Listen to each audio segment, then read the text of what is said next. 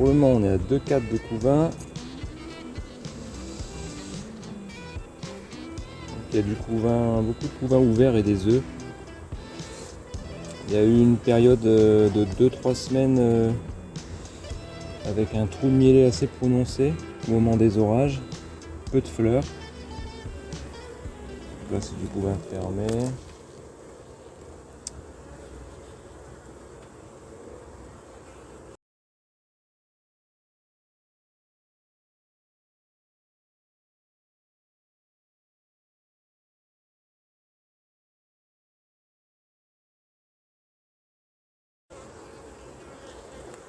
Les trous sont remplis de nectar ou de pollen.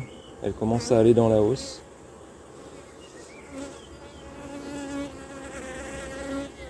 Donc là on est à 3-4 de couvain. Bon, c'est une petite colonie. Hein.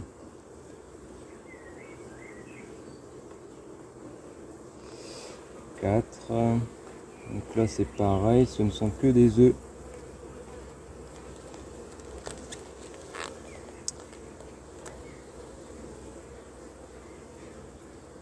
Là on a affaire à de l'abeille hybride.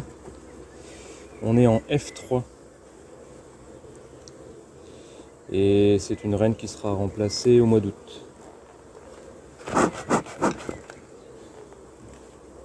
Donc de toute façon on voit que la qualité est bien moindre que les F1 et même que certaines F2.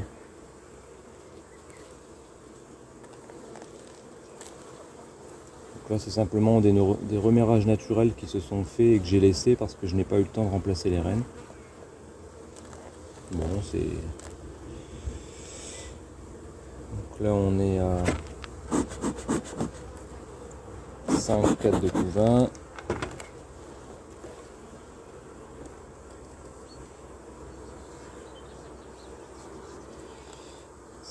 Une belle amusette. 2 amusettes, j'ai pas pondu. Bon, j'ai pas encore vu la reine, mais je la cherche pas spécialement. Je vois qu'il y a des œufs partout. Et soit je la vois, soit je la vois pas, c'est pas grave. Elle pond bien, tout a été repondu, mais on voit qu'il y a eu un moment où il n'y a pas eu d'œufs. Il y a eu une interruption. Il y a des colonies qui ne se sont pas arrêtées, puis des colonies qui sont plus sensibles aux changements météo. Alors là, il y a beaucoup de mâles. Donc on a un petit couvain, un petit septième. Un petit septième. Là, il y a beaucoup de mâles. Hein. Beaucoup de mâles. Bon, c'est la pleine période. Hein. Alors les petites constructions anarchiques, ça c'est la spécialité des abeilles hybrides et de notre abeille noire ici en Picardie. Que je conserve d'ailleurs, hein. Alors celle-ci ne sera pas conservée, mais je conserve de l'abeille noire dans mon rucher d'élevage. Quand je dois remplacer la reine,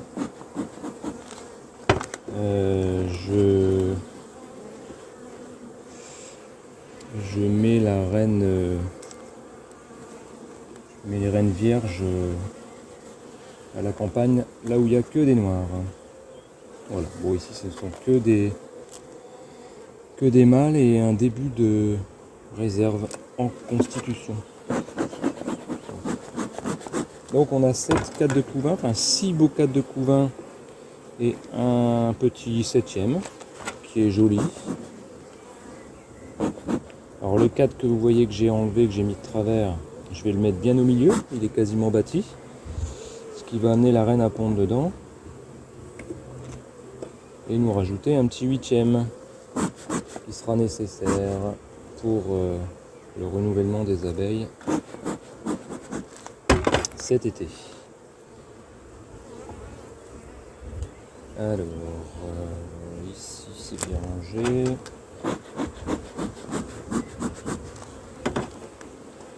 Celui-ci. Alors comme on n'a pas vu la reine, on est très prudent quand on remet les cadres. Très prudent. On fait attention de ne pas rouler les abeilles. Parce que quand on roule une reine, avec son abdomen, ça n'a pas du tout le même effet si on la blesse. On n'est pas là. Ça n'a pas été pondu, mais c'est prêt à pondre. Donc on le met en plein milieu. On arrive dans les derniers jours où on peut faire ce genre d'opération. En gros jusqu'au solstice d'été. Ensuite ça bâtit beaucoup moins. À moins de nourrir avec du sirop léger. Sinon c'est compliqué de faire bâtir après.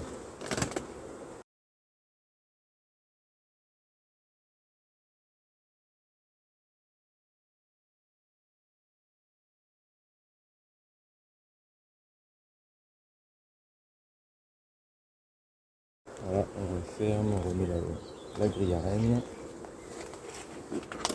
Et la hausse qui commence à poser. Donc la hausse est pleine de nectar, mais il n'y a pas de miel encore. Il n'y a rien qui est operculé.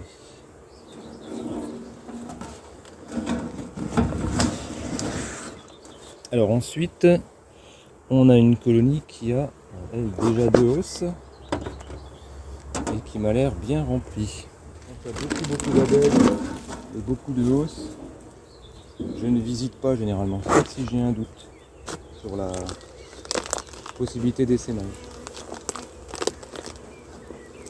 Donc là je suis à 2 hausses, alors je vais vous montrer.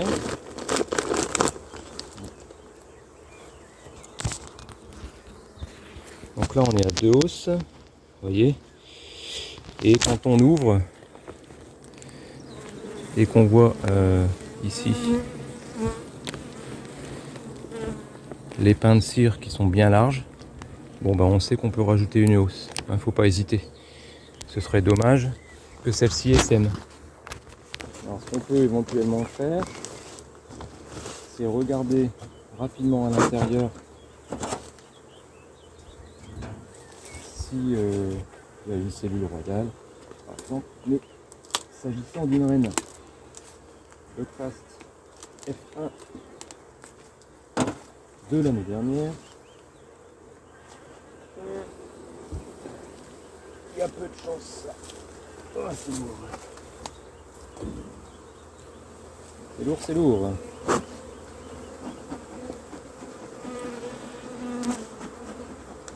Voilà. Alors toujours un petit peu de fumée pour pas les écraser. Ça c'est important. Donc là les pins de cire sont un petit peu dans le même état. Alors ils sont pas operculés. Pas tous en tout cas. Elle a commencé à les operculer. Non, même pas. Là on a des cadres qui sont pleins de miel. Je sais pas si ça va se voir. Et c'est pas encore operculé. Donc là elles ont commencé à operculer le haut. Et puis elles vont operculer maintenant le bas. Donc je mets la hausse operculée en bas. Et la hausse qui n'est pas encore operculée en haut.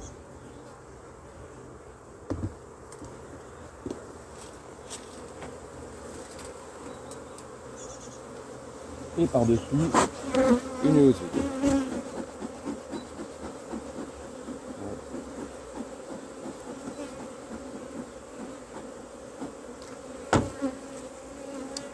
Alors là, il y a du monde.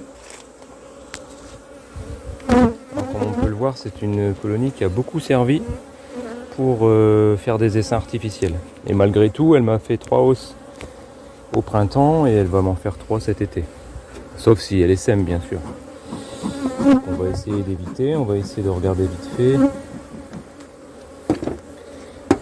Alors, hop.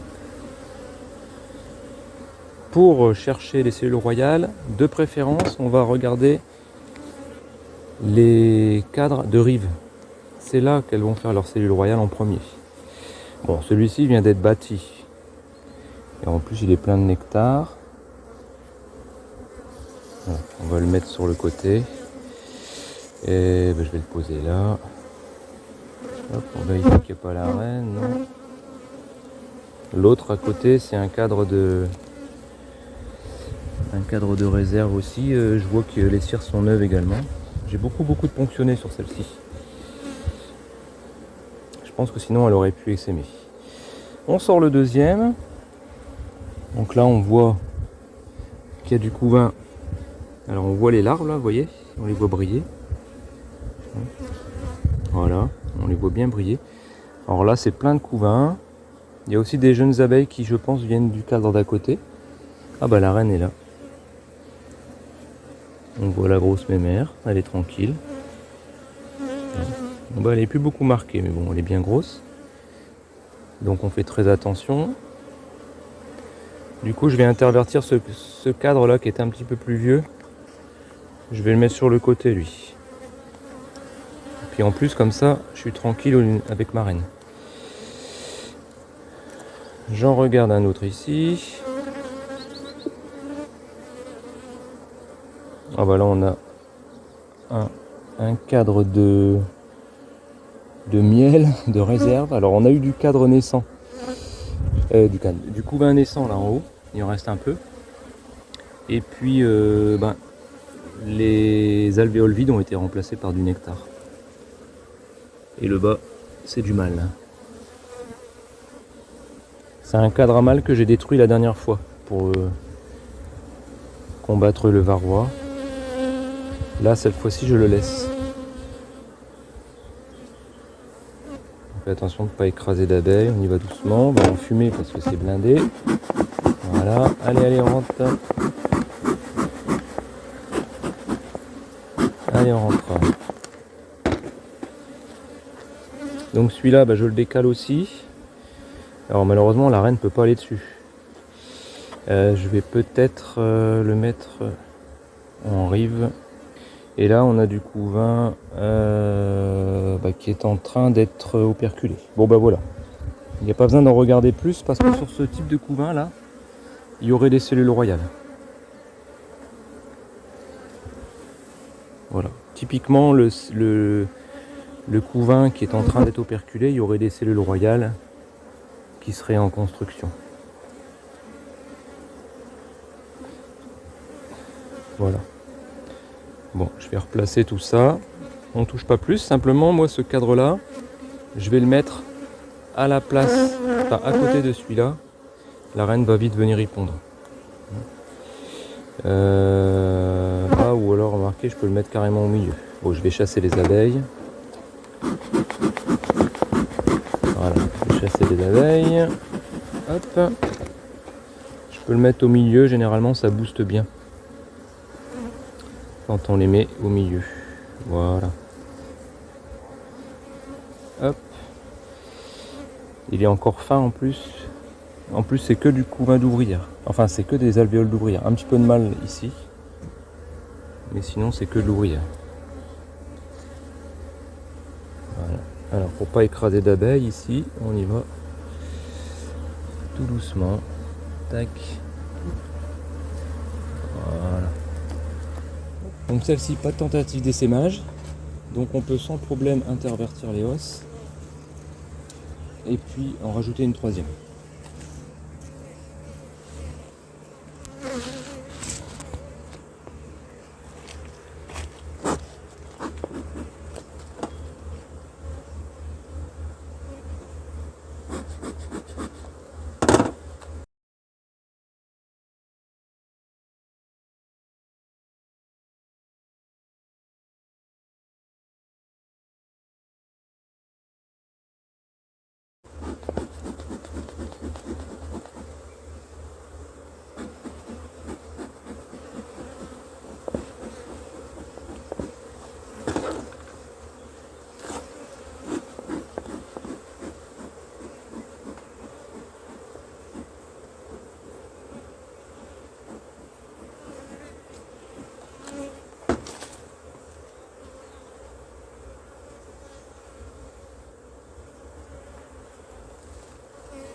Pour intervertir les hausses, qui a encore la grille qui est collée, je pose ma hausse comme ceci, je viens enfumer derrière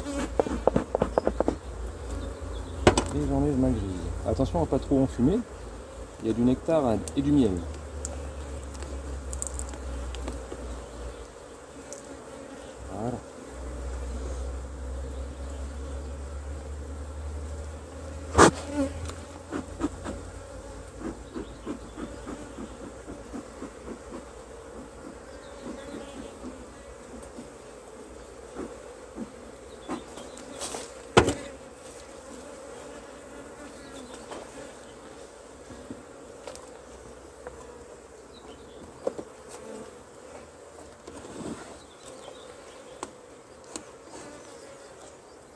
On voit qu'il y a du monde. Hein.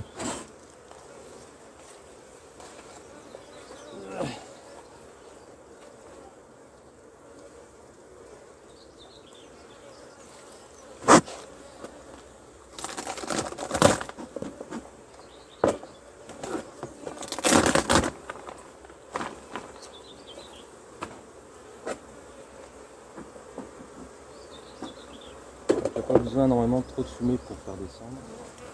Hop là.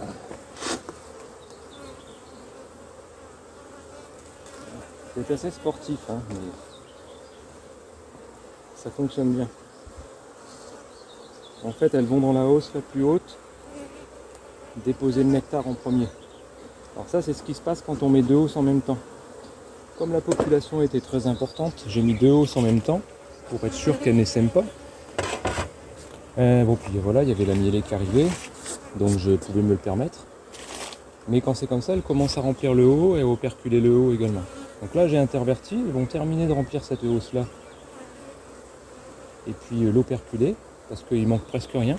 Et puis elles vont commencer à aller dans la troisième que je rajoute. Pour faire descendre tout le monde.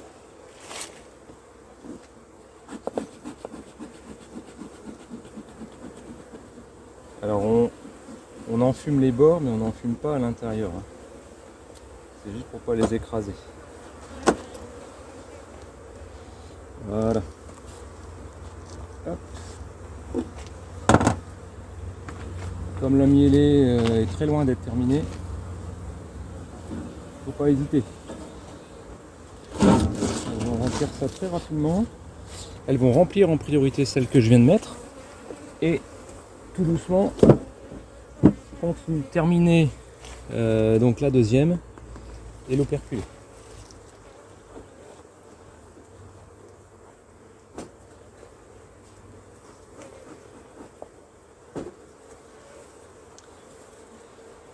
Alors on passe ensuite à la dernière ruche. Alors vous la voyez pas, mais je viens vous reprendre.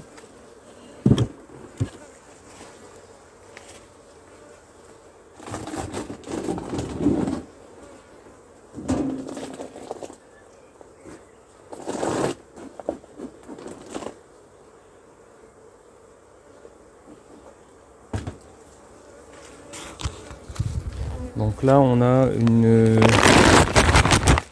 une colonie vraisemblablement qui est très en retard. Alors j'ai enlevé la hausse. Alors celle-ci elle m'a fait 3 hausses au printemps. Ensuite j'ai fait un petit prélèvement pour un essai artificiel parce qu'elle débordait vraiment d'abeilles. Et là je vois que il n'y a plus grand chose. Donc je me dis qu'il y a eu un essaimage. Forcément, il y a eu un essaimage et je l'ai peut-être loupé au point qu'il n'y a plus de cellules royales, c'est tout à fait possible. Donc là on a un couvain qui est né et qui est rempli par du nectar et du pollen.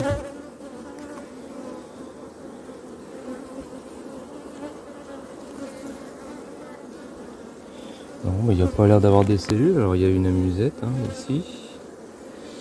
Hop, mais c'est pas pondu. Donc.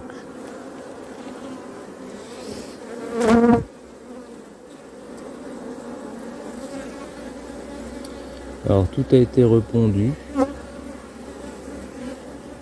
De ce que je peux constater. Ouais.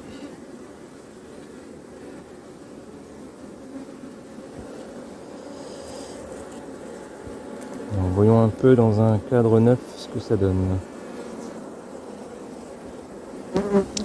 Alors, ouais, donc là c'est plein de larves. Alors est-ce que vous allez les voir? Logiquement, si je vous mets à l'ombre, vous allez peut-être mieux les voir. Donc là on a des larves, des œufs.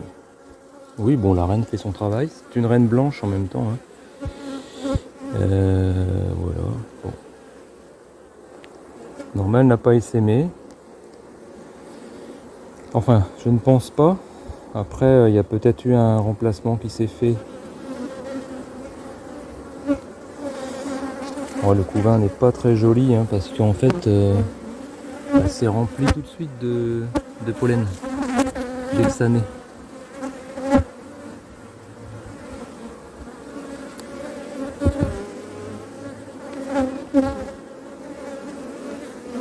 Bon, il n'y a rien de particulier. En tout cas, il n'y a pas eu d'essaimage. Il y a eu un arrêt de ponte qui a été relativement long apparemment.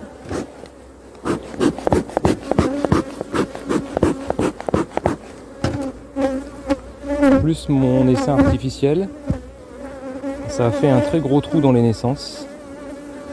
Alors là c'est du couvain moitié mâle hein, que j'avais supprimé la dernière fois et qui a été reconstruit. Ah bah la reine est là. Donc effectivement on est sûr qu'il n'y a pas d'essaimage. Voilà.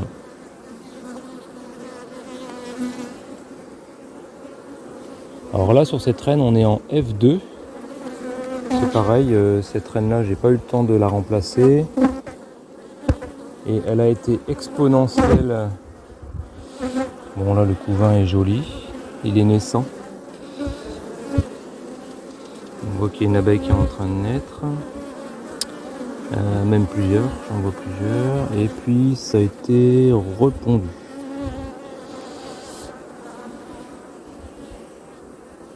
Alors ce qu'on observe pour les reines qui commencent à être un petit peu éloignées au niveau de la génétique, dont on ne connaît pas totalement l'origine des gènes, c'est qu'on a souvent un couvain lacunaire, on peut avoir une ponte désordonnée, et puis on peut avoir un développement de mycose dès qu'il fait froid et humide, par exemple, avec de la scophérose. On peut avoir davantage de varroa aussi. Bon là j'ai pas retesté. Il était à moins de 1 varroa après l'hiver. Bon j'ai pas retesté depuis. Mais forcément la qualité des couvains est souvent moins bonne et parfois même médiocre. Celle-ci ça reste encore correct mais j'ai déjà connu mieux. Donc celle-ci on va lui laisser une hausse. Ça sert à rien d'en rajouter une. Mais selon moi la reine est déjà en fin de vie.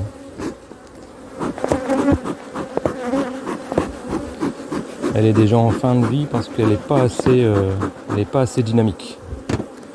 Toute sa dynamique du printemps est partie avec le changement de saison. Et ça je vais le noter dans mon cahier de manière à la remplacer au mois d'août. Voilà. Et on se quitte sur cette vue d'un petit rucher de campagne.